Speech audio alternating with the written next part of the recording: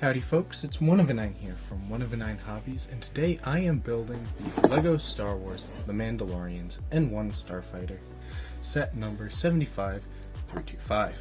It has 412 pieces, and it comes with 4 minifigures: the Mandalorian, Grogu, Pelimoto, who's the mechanic, and the BD droid. So, without further ado, let's get this box open. It's typical standard LEGO. Just push here and here, and the box should just pop right open like so.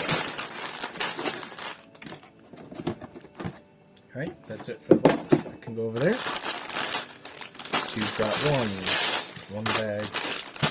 These bags go together, and then you got bag number 2. You got a few stickers, which is kind of unfortunate. I would hope LEGO wouldn't have put stickers in a set that costs $60 and only has 400 pieces, but is what it is.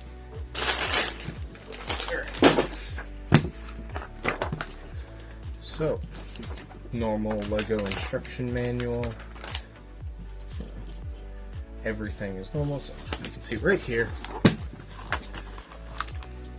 This first bag goes to finishing pretty much the base, plus you get the Mandalorian out of it. Second bag goes to finish all the outside accessories, and you get your other 3 minifigures there. So, without further ado, let's get right into it.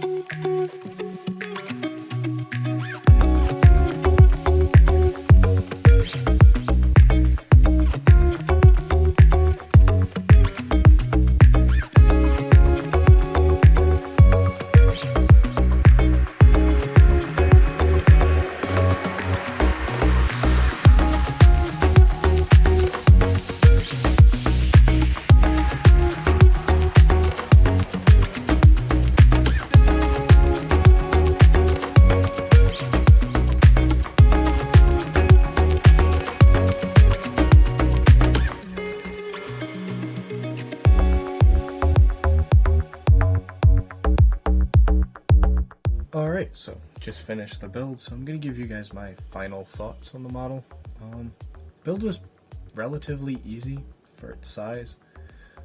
Parts of it do feel a bit flimsy though. Like this right here is very flimsy. I do not like it.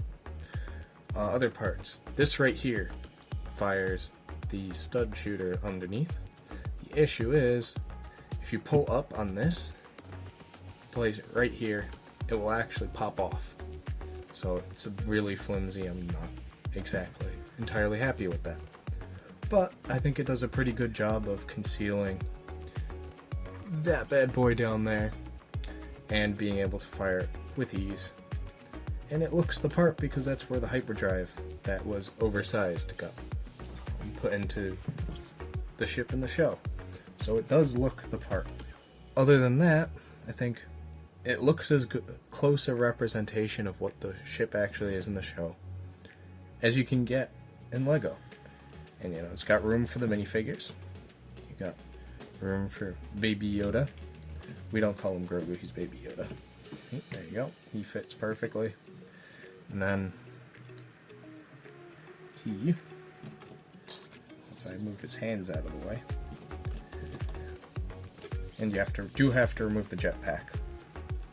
But LEGO did put some good storage options for you, so you don't lose it if you store him in the ship. So he fits in quite nicely there. But right here, you can pop that cover off, jetpack. You'd have to pull apart the lightsaber. The lightsaber goes in, and then all your stuff is secure.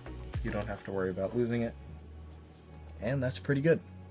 something that I like that they added to some of the ships, including like Obi-Wan's Starfighter. It's a good thing to add. Because who wants to have to store all the gear for their minifigs somewhere else, only to lose it later? So let's see. Top view. Nothing much to note. It's just gray. Got a little bit of the yellow from the Naboo Starfighter. This does look a bit janky right here. If you see, there's really nothing behind this, but given what they have to work with, I can understand that. I'll accept it. It does look good enough, and it's not really that noticeable because it's clear, and everything around it is pretty much also clear or gray.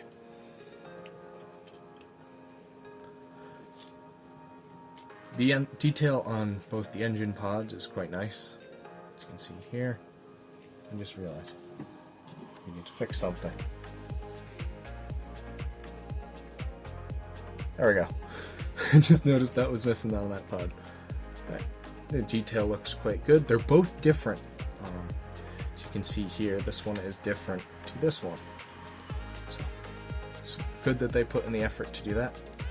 Bottom, not really much to write home about. It's just, you know, your normal Lego flat at the bottom, so it doesn't fall over. There's not much else to say.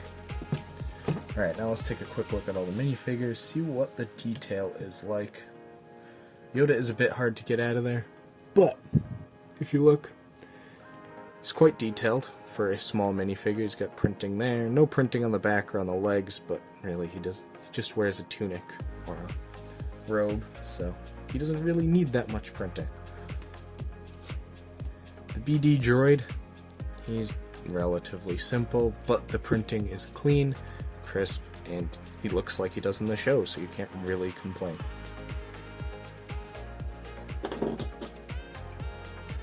The mechanic looks decent. No printed legs, just printed front and rear torso. You also get two options for your face, and the hairpiece looks good compared to what it is in the show. Now, the minifigure that everybody's going to be looking at is the Mandalorian. So now, we got the minifigure that probably everybody's going to want out of this set, which is Din Djarin, or the Mandalorian. So in this set, he comes with the Darksaber, not with a gun like he does in the Trouble on Tatooine set. The molding on this model is quite good. You know, you can see he's got leg printing, waist printing, torso printing, arm printing, rear torso printing. The helmet is quite generic though, and he does only have one face, so that's a bit of a downside. But overall, I'm pretty happy with this. This is a good minifigure, and it makes it a little bit more worth the $60 that you pay for this set. Anyways, thank you all so much for watching. You've been epic. That was my review of the LEGO Star Wars set 75325, The Mandalorian's N-1 Starfighter. Hope you enjoyed, and hopefully I'll see you again soon. Thanks, and goodbye.